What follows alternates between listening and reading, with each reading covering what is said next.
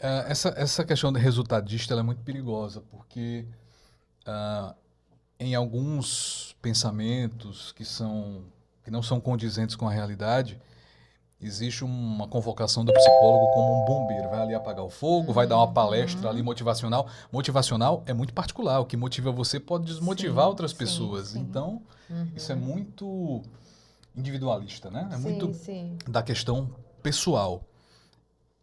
E que psicólogo vai dar resultado. E o time vai ganhar. Sim. Eu já escutei relatos de colegas, pessoas que eu admiro muito, que trabalham em clubes, que falam assim, então são pressionadas, e pressionadas pelos torcedores também. Você está aí fazendo o quê? Meu time não está ganhando. Sim. Professor João Ricardo Kozak, que também é um grande estudioso da psicologia do esporte, ele fala que psicologia não garante vitórias, mas pode explicar derrotas. A Simone Biles, Biles, né? Simone Biles. Ela trouxe uma fala de que a vitória para ela naquela competição de 2001 foi ter desistido de continuar e ter declarado publicamente que não estava em condições de continuar com aquela competição. Ali ela disse que foi a força maior da vida dela. Então, quando a gente fala do resultado, será que você, sendo acompanhado por um profissional, você vai ter o resultado esperado? Às vezes o resultado é até esse, né? Desistir, né? Entender que naquele momento eu não estou pronto para seguir o desafio ali, né? Resultado como resultado de um processo. Isso. Exatamente. Kierkegaard fala, esqueçam a felicidade, procurem significado. Isso. Propósito daquilo ali que está envolto nessa questão toda. A vulnerabilidade é força. Brené Brown fala disso, a coragem de ser Fala. imperfeito, Sim. né? Amo esse livro. A vulnerabilidade é potência. Karnal fala que borrar é ousar. Somos frágeis, somos perfectíveis. Perfeição é um negócio que cansa pra danado, porque você vai buscá-la e não vai chegar lá. Por isso que é tão cansativo. Você vai se esgotar. Perfeccionismo, eu já vejo, vixe. Quando alguém fala, sou muito perfeccionista, vixe, Maria. Eu já vejo na lista dos 18 esquemas, né? Da terapia dos esquemas, Vai que cansar. são as armadilhas de vida, né? O máximo que a gente pode atingir é a excelência. Vi um vídeo do professor Clóvis de Barros Filho recentemente, ele falou, a excelência é o máximo que o ser humano pode atingir, mas não a perfeição. Somos imperfeitos, a gente está lidando sempre com nossas fragilidades e precariedades. Desistir é você respeitar, acima de tudo, o seu corpo. Isso não é sinal de fraqueza, não. Isso é sinal de autoconhecimento e de maturidade, de dizer, eu não estou bem, eu preciso me reconectar. Tem até um documentário no Netflix muito bom que fala sobre a história da Simone e como foi essa trajetória dela. Sim, perfeito. E essa fala dela de dizer, eu vou desistir. Aí também tem a Rebeca, que fala da importância do trabalho terapêutico para ela poder vencer os desafios do esporte competitivo. Desde o início, ela acompanhada no Flamengo, que é o clube dela, desde o início, ou seja, na iniciação esportiva, ela foi acompanhada, foi psicoeducada. Sim. E ela dá entrevistas com uma lucidez Preparada, né? inspiradora. Ela diz, eu não tenho que... Recentemente, depois da Olimpíada, eu não tenho obrigação de conquistar, né? Eu vou lá fazer o meu melhor. Quer dizer, ela não traz essa sobrecarga emocional. Ela sabe lidar muito bem porque foi psicoeducada, desde os primeiros passos, a saber conviver mais harmonicamente com as emoções. Sim, e você está dizendo, Pedro, que a gente também precisa psicoeducar os nossos familiares, né? Quando você diz qual é a pergunta que você faz quando o seu filho chega em casa. Eu estava lhe dizendo antes que a minha filha começou a competir ginástica rítmica o ano passado. Foi a primeira competição dela aos 10 anos. E a treinadora chegou e disse assim, para estimular, Isabela, volta com a medalha. Nossa, isso foi um grande sofrimento, né? E ela passou um mês treinando para essa competição e eu dizendo assim, Bela, o seu sucesso é você entrar e fazer a sua série no que você conseguir. Esse para você vai ser a sua medalha. Você não precisa de medalha. E a gente foi entendendo o esporte depois dessa primeira competição que seria impossível ela conseguir uma medalha. Mas a gente, às vezes, traz falas que cravam na cabeça dessas criaturas, cria uma visão de túnel ali e eu adoeço emocionalmente. Mas no esporte, como na vida, a gente percebe que essa cobrança de performance... Ela se dá, inclusive, foi um dos temas do nosso último podcast. Sim. Né? Você tem que ser melhor nisso, você tem que ser o melhor profissional, você tem que ter o melhor corpo, você tem que ter o melhor casamento, você tem que ter a melhor família. E as pessoas, principalmente por causa disso aqui, né? Uhum. As vidas que são mostradas no Instagram, que muitas vezes não são vidas reais. Na maioria das vezes. Todas fictícias, as vezes, ilusórias. né? E aí, Todas o as esporte vezes. também tem isso. Né? Você quer cobrar, seu filho faz, sei lá, vôlei, faz ginástica rítmica ou qualquer outro esporte. Aí o pai tem aquela, o pai, a mãe, né, os pais, têm aquela necessidade deles de ver os filhos superarem os outros. Né? Já é o quê? Um caminho para o Enem.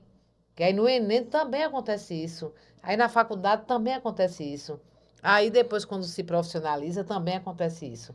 Ou seja, você está sempre numa escalada que assim, a gente tem que observar os dois lados disso. É Porque é verdade. positivo por um lado e é extremamente exaustivo por outro. Não é verdade, Pedro? São polaridades, assim.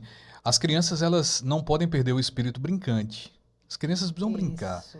E elas, às vezes, têm uma rotina tão intensa que a brincadeira, ela começa a ficar cada vez mais secundarizada. São muitas atividades durante a semana, a criança, às vezes, não tem tempo para expor a sua verdadeira essência. Sim. Eu falo muito com os pais, e os pais, eu tenho certeza que eles dão o melhor que eles podem dar. Sim, sim. Com toda a força, de uma forma visceral, com amor, com cuidado. E é natural não perceber alguns comportamentos, porque eles querem tanto o bem dos filhos que isso fica imperceptível pela sociedade As emoções contemporânea, cegam, né? pela As sociedade emoções contemporânea e competitiva que a gente tem. Mas eu costumo falar de uma forma muito leve e amistosa. Adoro os pais dos meus pacientes, tenho uma ótima relação com todos. Eu costumo falar, papai, mamãe, ela já tem técnico. Ela já tem fisioterapeuta. Sejam pais. Sejam pais. Sejam amorosos, acolhedores, acolham. Incentivem que as crianças e adolescentes se vençam. Sim. Isso. É o ideal do espírito olímpico, né? Quando tudo começou, as práticas atléticas lá atrás, antes dos Jogos Olímpicos do Barão de Coubertin e do fim do século XIX, o esporte era uma prática atlética onde você honrava o segundo colocado porque ele teve uma participação na sua potencialização de dar o melhor de si. Sim. E eu falo muito com os meus atletas e minhas atletas, natação, por exemplo, você vai nadar, qual o objetivo? Vai bater o tempo de quem? O meu. Seu. Isso. Então você vai competir com quem? Com você. Faça o seu melhor. Dedique-se. Não é conformismo de, não, dedique-se, se esforce, tenha disciplina, tenha envolvimento, tenha paixão, esteja nos treinos, com toda a energia direcionada para aquilo. Tente fazer o máximo que você puder, mas faça o seu melhor. Se chegar em primeiro, segundo, terceiro. Só para finalizar essa fala aqui, eu falo um bocadinho, viu, gente? Ótimo. Eu acho lindo aquela cena emblemática das corridas de rua. Maravilhoso. O povo correndo lá, principalmente quem vai numa perspectiva de saúde, de celebração. Você acha que esse pessoal vai para a corrida pensando na primeira colocação, pensando no pódio?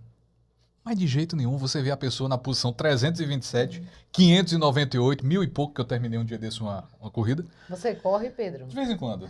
De vez em quando. Tento. Posição 700 e pouco. A felicidade desse pessoal chegando na linha de chegada, isso é esporte. Sabe? Por que eles estão felizes? Porque eles estão se vencendo. Os limites deles estão se expondo, tendo coragem de ir para uma prova, de enfrentar o cansaço, de movimentar a vida precisa de movimento. Cuidar deles, né? Que ali é um Autocuidado. momento de autocuidado. Mas não estão preocupadas com o pódio. Eu falo muito. O topo é um lugar que ninguém vive. Vocês já viram alguém morando no Everest? Não. É um lugar gélido, inóspito. É para congelar. Ninguém mora no topo. O topo talvez você visite alguma vez, mas tem que descer ligeiro. Volta pro vale. O topo é onde você tá com os pés fincados. Onde a planta dos seus pés te plantou. Esse é o topo. Ninguém vive nesse topo. É ilusório. Transforme a sua vida, a vida de quem pratica esporte, em um topo existencial. Esse é o topo. Tem um atleta que eu ouvi do técnico recentemente. O técnico falou assim, falou comigo, prepara essa menina aí para ela estar no topo, tá? Falei, professor, concordo, mas ela já está. Estamos no topo. Sim. Aqui é um Everest disfarçado. Então, o topo às vezes está na topada também. Sim. Verdade. Topada também pode ser topo. Pode ser o despertar da consciência. A angústia provoca movimentação, provoca transitoriedade.